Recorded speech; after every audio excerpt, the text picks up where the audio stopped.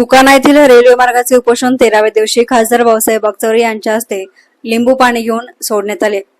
Belapur Parli railway मार्गासाठी सुरू असलेले आमरण उपोषण खासदार भाऊसाहेब वागचौरे यांच्या मध्यस्थीने उपोषणकर्ते रितेश भंडारी, राज्याचे इनामदार सुरेश नरवणे यांना लिंबू पाणी देऊन सोडण्यात आले। या प्रसंगी भैयासाहेब देशमुख, माजी आमदार बाळासाहेब मुरकुटे यांनी आपले मनोगत व्यक्त करून रेल्वे मार्ग झालाच पाहिजे, त्यासाठी वेळोवेळी पाठपुरावा करू असं म्हटलंय। उपोषण काळामध्ये आमदार विठ्ठलराव लंगे यांनी भेट देऊन हा विषय पालकमंत्री नामदार राधाकृष्ण विखे पाटील यांच्या पुढे मांडला होता। सर्वांच्या समन्वयातून हा प्रश्न सोडवून श्रीरामपूर, नेवासा, शेवगाव, गेवराई, परळी तालुक्यातील जनतेला न्याय द्यावा अशी मागणी उपोषणकर्ते व नागरिकांनी केली आहे।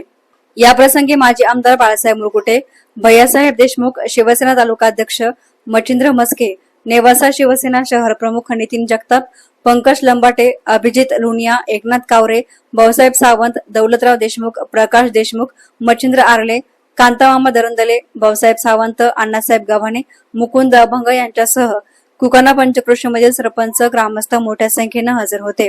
तिरुपतीला देवस्थानला बाजारपेठ ही कारखाने सगळं आम्ही त्यांना समजून सांगितलं थोडक्यामध्ये। तर अशा पद्धतीची ही आतापर्यंतची चर्चा आहे, परंतु अजून याचं अंतिम उत्तर काही आपल्याला मिळालेलं नाही आणि म्हणून ही लढाई आता आपल्याला अशीच तेवढ ठेवायची, असं संपवायची नाही आपल्याला। त्या लढाईसाठी मी पण तुमच्या बरोबर आहे आणि आपण शेवटपर्यंत ही लढाई करत राहू। मी व्हायला आता उद्यापासून महाराष्ट्राचं अधिवेशन सुरू होत आहे। पुढच्या आठवड्यामध्ये मी येतानाच सांगितलं, मी रात्रीच दिल्लीहून आलो आणि मी येतानाच माझ्या पीएला सांगितलं की हे दोन्ही प्रकल्पाच्या भेटीचं पत्र म्हणजे प्रोजेक्ट हे दोन्ही आपल्या आणि बेलापूर ते परळीचं आणि याचं सर्व माहितीचं पत्र तयार करायला सांगितलं फडणवीस साहेबांच्या नावाचं। आणि या आठवड्यामध्ये अधिवेशनात मी स्वतः फडणवीस साहेबांना भेटून हा विषय सांगणार आहे आणि त्यांना सुद्धा गळ घालणार आहे की हा विषय तुम्ही हातात घ्या, तुम्ही जर घेतला तर 100% हा मार्गी लागेल, असं मी त्यांच्याशी अत्यंत अशा पद्धतीने संवाद करणार आहे आणि ते मी ठरवलेले पण आहे।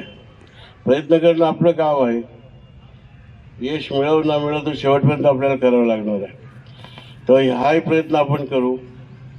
पुन्हा 9 मार्चला अधिवेशन सुरू होणार आहे, परत वैष्णव स्वामी बरोबर 9 मार्च 2 एप्रिलमध्ये या अधिवेशनाच्या कालखंडामध्ये आहोत आणि म्हणून त्या कालखंडामध्ये तुम्ही पण या भंडारी पुन्हा दिल्लीला पुन्हा एकदा आपण भेटू, आंदोलन करायचं तिथेही एनर्जी वेस्ट करू। तुम्ही प्रामाणिकपणे तुमची एनर्जी दाखवलेली आहे, प्रयत्न केलेला आहे आणि म्हणून या ठिकाणी आज तुम्ही हे उपोषण सोडावं अशी विनंती मी करायला आलेलो आहे। सोडल्यानंतर आपल्याला प्रयत्न करायचे होते, हा विषय आपण सरकारपर्यंत नेलेला आहे, केंद्राच्या मंत्र्यापर्यंत माहीत झालेला आहे। मी व्हायला आपणही पण भेटलो होतो, चेअरमन बोर्डाच्या चेअरमन रेल्वे बोर्डात मी परत भेटलो होतो, मी परत रेल्वेच्या कार्यालयात गेलो होतो। रेल्वे बोर्ड चेअरमनला तुम्ही उपोषणाला बसलेत हे पण मी त्यांना सांगितलं, त्यांनी लिहून घेतलं होतं। ते 14 देखील असेल किंवा आत्ता देखील असेल आणि मधल्या काळात देखील असेल, सातत्याने प्रयत्न हे केलेले आहेत, करत आहेत आणि त्यातनं हा रेल्वे मार्ग आज कुठंतरी जिवंत आहे। आता परिस्थिती अशी आहे खासदार साहेब, या ठिकाणी रेल्वे बोर्डाचे कार्यकारी अभियंता राजनारायण साहेब आपण पण आहात, यातनं जे डिस्कशन झालं आणि त्या चर्चेतनं आजच्या परिस्थितीप्रमाणे आपण उपोषण सोडण्यासाठी या ठिकाणी आहोत। 13 दिवस झालेत उपोषणाला। आज ग्रामस्थांचा आणि रितेश भंडारी असतील, सुरेश नरवणे असतील किंवा राज्याचे इनामदार असतील, मी म्हणेल की आम्ही ग्रामस्थ आणि सर्व त्यांचे आभारी आहोत की हा प्रश्न उपोषणातनं त्यांनी जीवन ठेवला। एसनाने मीडियासाठी प्रतिनिधी मंगेश निकम, नेवासा।